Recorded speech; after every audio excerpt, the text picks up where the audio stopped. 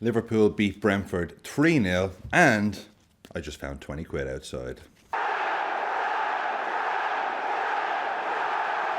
On a week where Newcastle lost, Spurs lost, they both are racking up some injuries.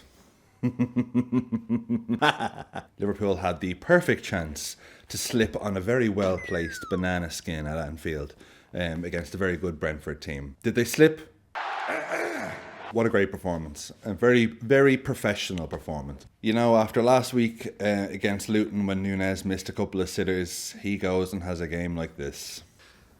And totally redeem yourself! So after 2 disallowed goals, one which was very close, they were the correct goal. I mean, you've got to say that. You've got to prize him when they do things right, ain't you?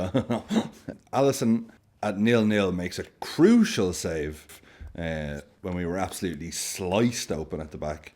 And I was thinking like, oh, this game, because Brentford are good. You know, you could easily see, like last week, us just not breaking the deadlock early and then getting a bit frustrated. Well, not this week. Mo Salah's end product is just insane. Where Nunez might get 7 chances in a game and get a goal, Salah could just get 1 chance and it's going to be a goal. Salah is just a machine.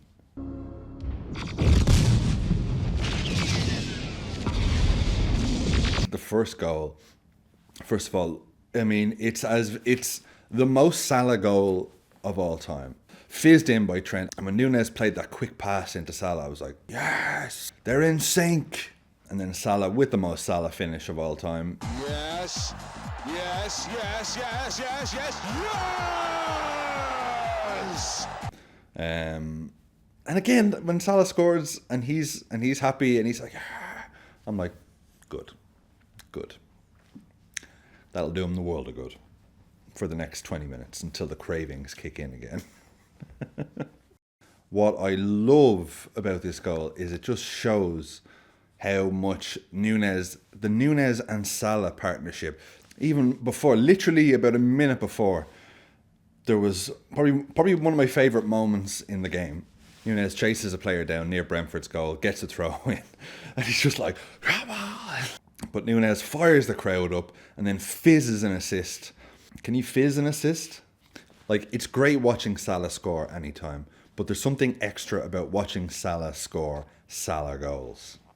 Just a word on our defence before we continue.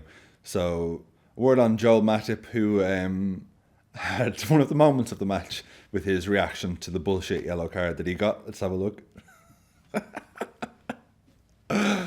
Oh, it's like someone threw acid in his face or something. Van Dijk was like back to being like a cheat code. Pace, he'll just dial it up. 100% of his long ball accuracy. That's 10 out of 10. Won 4 out of 5 ground duels. Won 5 out of 6 aerial duels. He made it look easy. You could tell how much that clean sheet meant to the back line, and I was delighted they got it. Salah scores second. Was it out? Was it not? Was it? Fuck. There's something sweet about seeing a player score a header without leaving the ground. Word on the midfield. It was a bit of a makeshift. I mean, they were all midfielders, but it was a bit of a makeshift midfield in that it had Gakpo in there, I had Endo in there, and then Szoboszlai, obviously. Endo, I thought, was a bit lucky. Endo was a bit lucky in the sense that I don't think that's a red card, but given the last few weeks, I was expecting when they went to VAR, I was like, well, he's 100% gone. And in reality, I think if we weren't at Anfield and you have the rest of the crowd go, the ref would have been swayed. And then Jota with an absolute thunder bastard of his own. You just knew, like you could tell from his body language when he picked up the ball, he's going to try something here. Jota says he'll have it again. Here he is again. And there he goes again. There he does go again.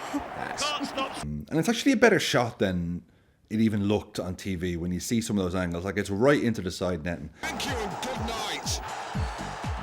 Twat! That was liquid football. And then, of course, we had Chelsea versus City. What a game. Where City fucking dropped 2 points. So City dropped points. Spurs drop points, Newcastle drop points. I hate even mentioning Spurs and Newcastle as like, yes, they drop points.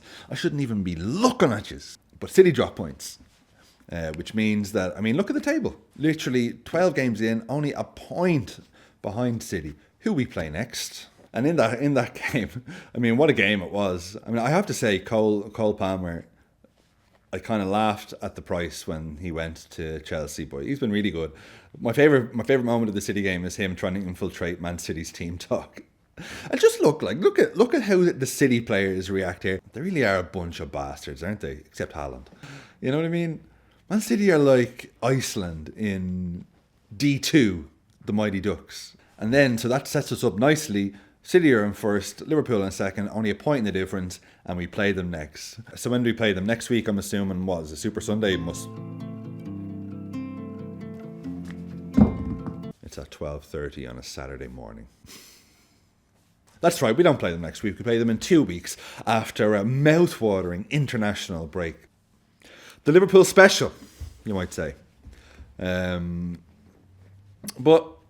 you know what? We've been doing pretty good in that slot as of late, so fucking let's have it. There's goals in the team. I think if we can beat City, then that changes our, like, yeah, we could challenge for the title to like, no, really, we've got enough to challenge for the title here. But yeah, just a final word on Salah. I think without him, this may have been the banana skin that it looked like. Yeah, I haven't thought that he's played great the last few games. You know, he's in a different team, he's in a different system. It doesn't play to all of his strengths anymore, but his output is just absolutely insane. So it's great. And also just a word on Diaz as well. Great news that his father was released. The only good thing about the international break is that it'll give Diaz a bit of time to recollect himself and to, you know, get his head right a little bit, and a few of our lads who had some injuries and some knocks, they can go and recover. Please just play it safe. Or if anything, please can Liverpool do the whole thing like, we don't think he's quite fit, if you know what I mean. If you can indulge me for just a second. For all my imposter syndrome about having a football channel and all that, I am in the top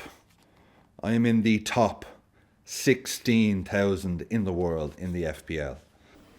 Who else has seen this filth? If you do FPL, I mean, of course you do. Let me know if you'd be interested in joining the league, and maybe we give a prize or something to whoever comes first. It'll be me. Anyway, that's me. I'm off to the bookies to stick this on Liverpool winning the title. Goodbye.